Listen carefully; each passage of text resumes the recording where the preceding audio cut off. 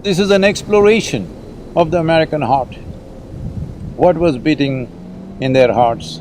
What drove them to do what they did in their lives?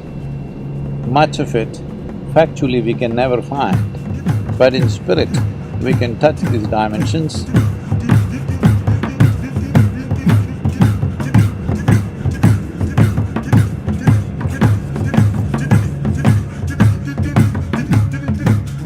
I'm from the Umatilla tribe. We are so honored and so humbled to have you here present on our soil. Welcome to Turtle Island. I could see his spirit. It's very strong. The world awaits Sadhguru's next move, and ladies and gentlemen, he's off and he's gone. Sadhguru, ladies and gentlemen, Sadhguru, Sadhguru. There is a lot that modern societies need to pick up from ancient societies. Beautiful words. Touch my heart. Thank you very much.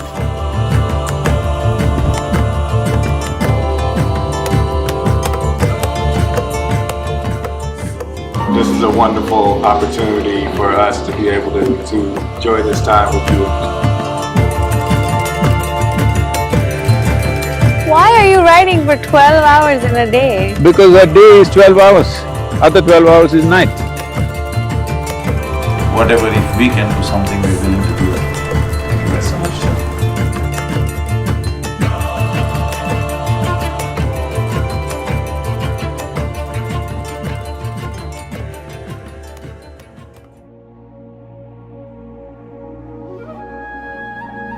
There are still many aspects of this nation, this land, these people. We are seeing how to look at bringing out the dimensions which are hidden from the eyes of a tourist brochure.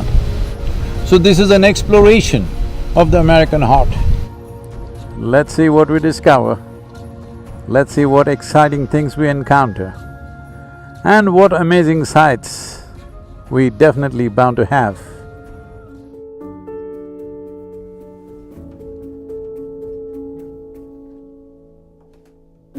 Probably one of the oldest structures in North America still surviving, nearly 2,000 years old, a ritualistic fortress that was built by the Native American tribe.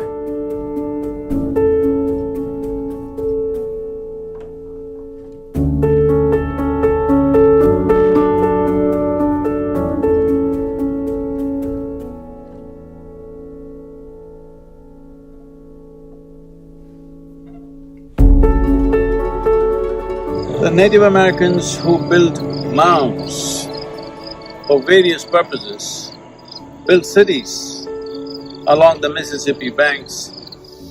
वहाँ कौन है तेरा मुसाफिर जाएंगे कहाँ वहाँ कौन है तेरा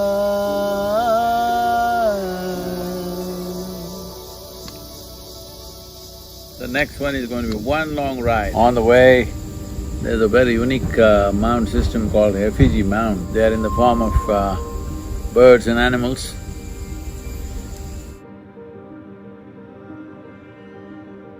Evening, after the effigy mounds, we rested there for a couple of hours and started off just before midnight, back to old ways. Full night riding.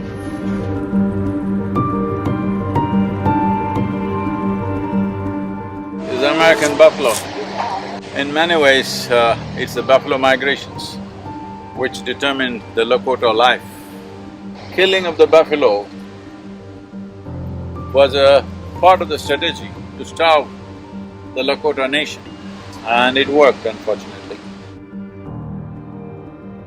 We will be going west towards Black Hills in the next couple of days, and we will be exploring this possibility of who they were, their spiritual process. They had very elaborate systems of rituals. We will explore these dimensions.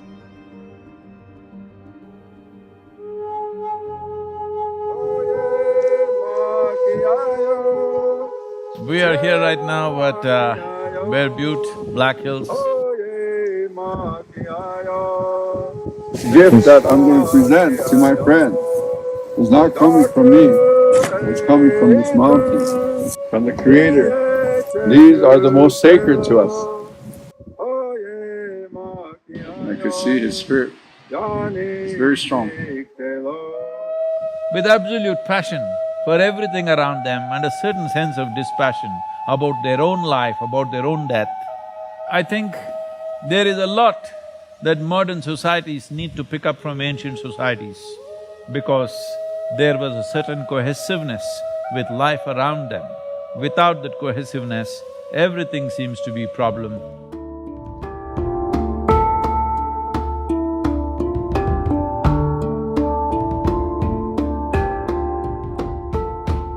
We have a long way to come, Native Americans, to heal ourselves.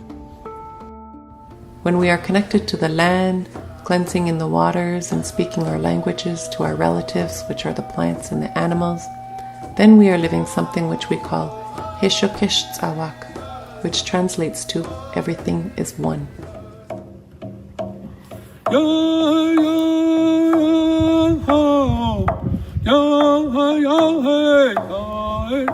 People are talking about ecology as a science. That way it'll never work. Ecology should become our heart, as it was for the indigenous people here. Their heart was land. That is one dimension that we really want to present to the world. That's the reason why I'm meeting all Native American leaders, medicine men and others, so that they express themselves clearly and their message is not of the past, it is most relevant for the future.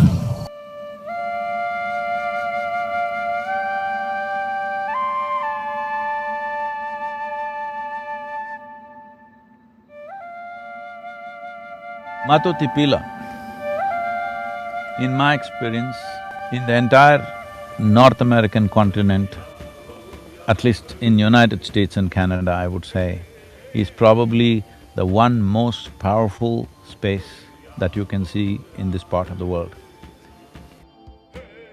Tab, you are a singer, you must spend minimum 3 days at this Matotipila, especially on the full moon night. I'm telling you, you will realize something tremendously powerful. Anybody who realizes or opens up the throat center, their ability to connect with life, I'm saying when I say connect with life, you can touch beyond your physical reach, literally touch. Here there's an energetic body expressing this dimension of the throat center in the human system in an extremely powerful way, which is… I've never seen a place like that in my life. I've traveled literally everywhere, I'm telling you. This Matotipila is a must for every indigenous person, it's a must. The basis of your culture in some way energetically is here. And with connecting with that could also be the liberation for the future. I wish our leaders thought like you, man. I love that. I commend you, Sadhguru, for thinking like that. I love that oneness mentality. We need more of that.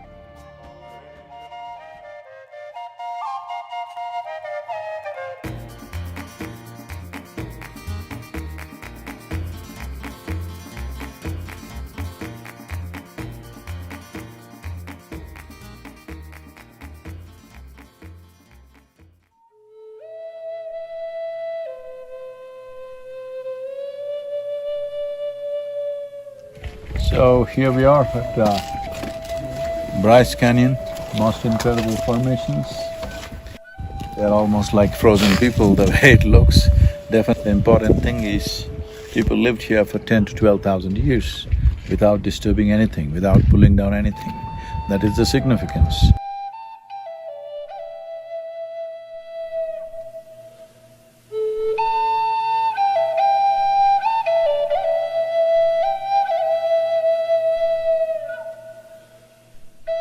Most incredible rock formations. Wow! I don't know if cameras can ever do justice to these rocks. And I came here yesterday and even now it gives me goosebumps from head to toe. I'm still yet to sit down here with eyes closed and figure out what is it that it's doing to my body. I'm so jealous of your trip. It looks phenomenal. I love that you're spreading awareness about culture's connection to nature and spirituality. Thank you very much, Alexander. Namaskar.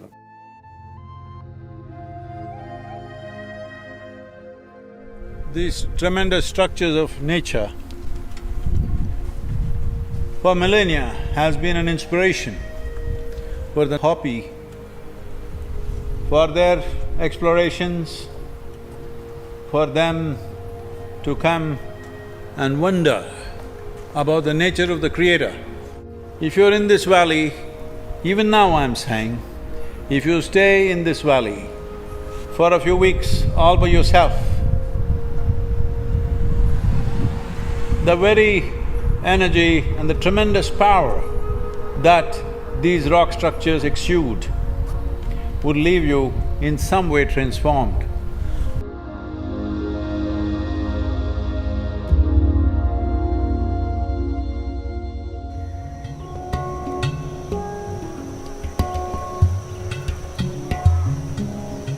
If at all ever in the history of humanity we can transform human beings, this is the moment.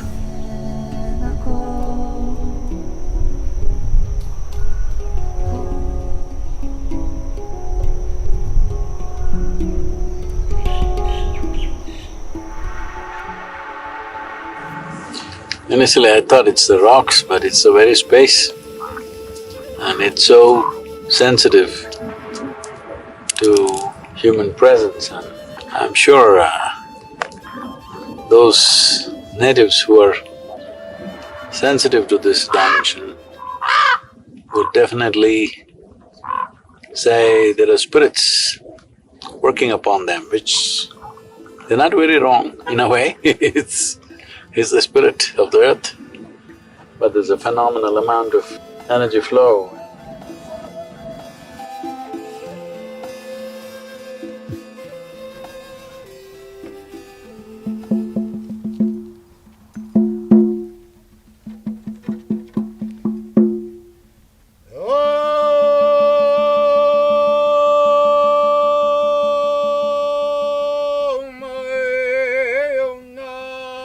They existed here not as exploiters of land, but as land itself.